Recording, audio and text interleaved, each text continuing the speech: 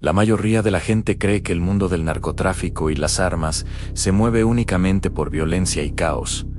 Pero los investigadores que han estudiado estas redes durante años repiten una frase incómoda.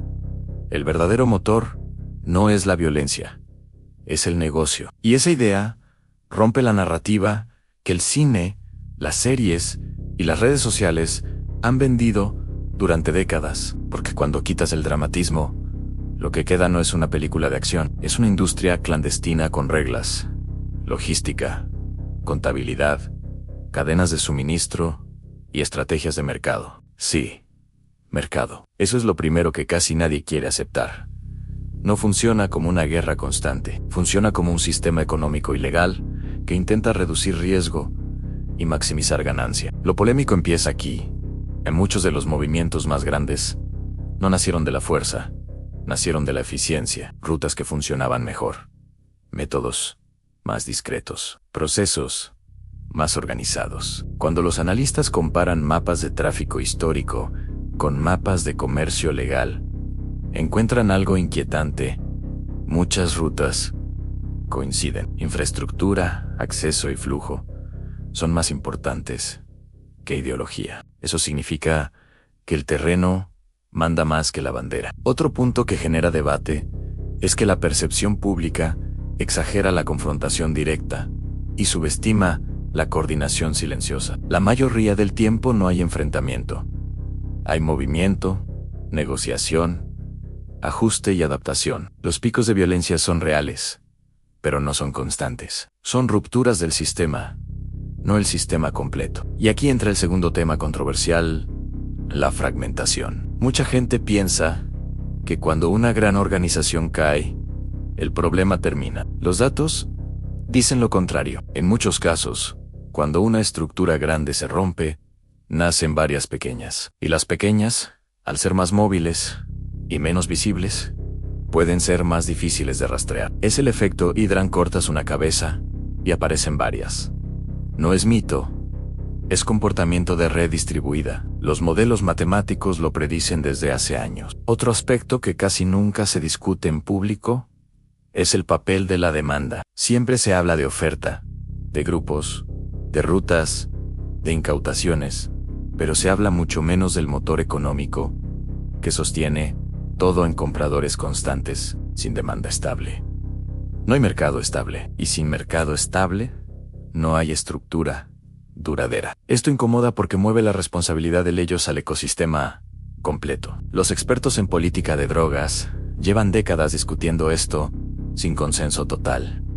Unos defienden represión fuerte, otros regulación, otros enfoque de salud pública. El desacuerdo existe porque el fenómeno es complejo, no simple. También es controversial el tema de las armas dentro de estas estructuras. La narrativa popular dice que más armas siempre significa más poder. Pero en estudios de campo aparece un matiz distinto.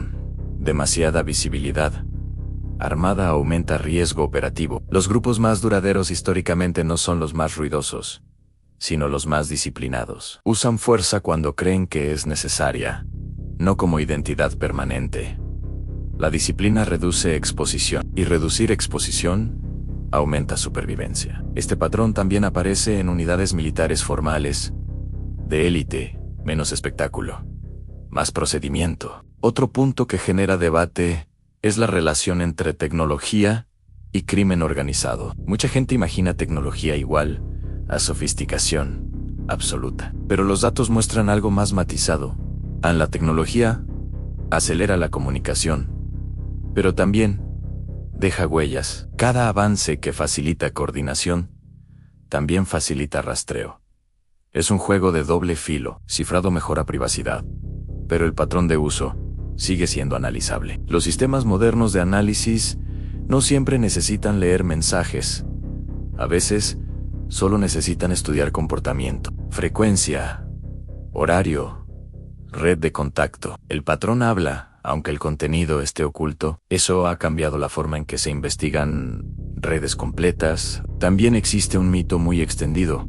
que estas organizaciones son completamente caóticas internamente. Los estudios comparativos muestran lo contrario en muchos casos en reglas internas estrictas, jerarquías funcionales y protocolos claros. No por ética, por eficiencia. El orden interno reduce conflictos internos, y reducir conflictos internos protege el negocio. Aquí aparece otra controversia.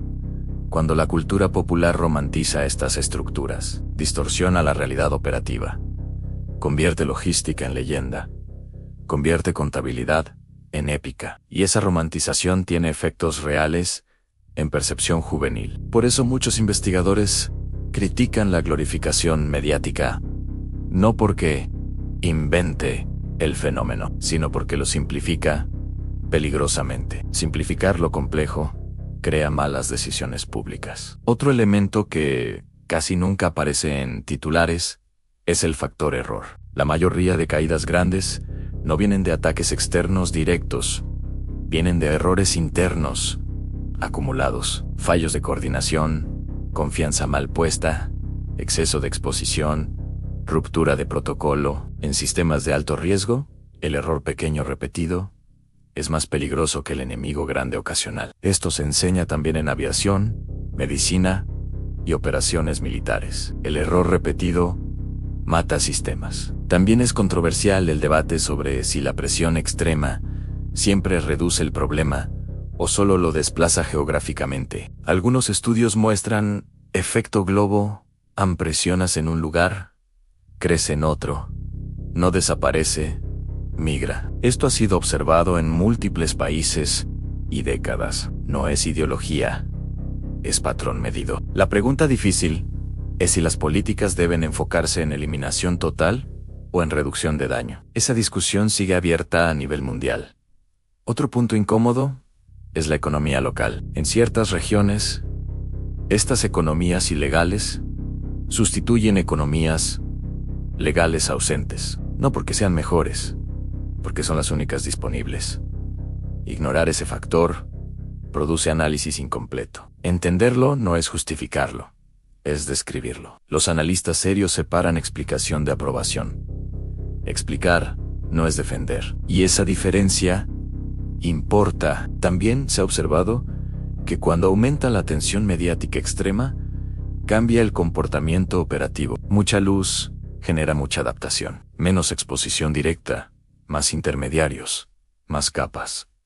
La visibilidad altera estrategia. Incluso la vigilancia cambia el juego. El monitoreo constante empuja a modelos más distribuidos. Y los modelos distribuidos son más difíciles de desmantelar por completo. Finalmente, la mayor controversia no es sobre drogas, armas o carteles, es sobre narrativa. Quién cuenta la historia, cómo la cuenta y qué parte omite. Porque la omisión también es mensaje. Cuando solo se muestran escenas violentas, el público cree que todo es violencia. Cuando se muestra la estructura, el público entiende que es sistema. ¿Sistema ilegal?